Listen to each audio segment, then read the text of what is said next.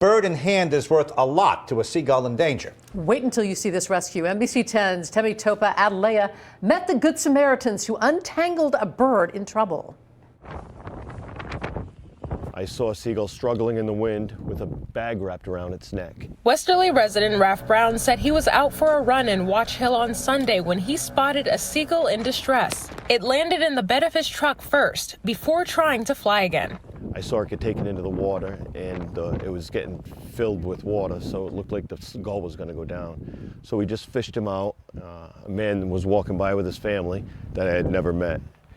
And we fished him out and we cut the bag away. This video caught the attention of hundreds, including the Audubon Society of Rhode Island. Oh, I appreciate that they helped the bird. That was really good of them.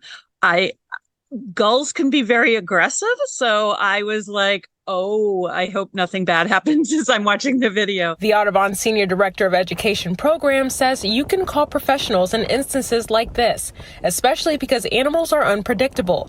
But if you do jump into action, we want to avoid getting injured ourselves and avoid injuring the bird further. So I might have, of course, they may not have had this, so this is no criticism of them. But, a lot of times we'll take a big towel and we'll throw it over the bird and then scoop it up, like hold its wings next to its body. Brown said it got so tangled that the bag was acting as a string, strangling the bird. Towards the end of the video, we see Brown cutting the plastic off of the bird.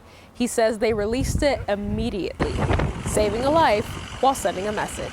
We love our community and our coastline and our wildlife, and just maybe be more aware of your littering and pollution and things like that. In Westerly, Temi Topa Adelea, NBC 10 News.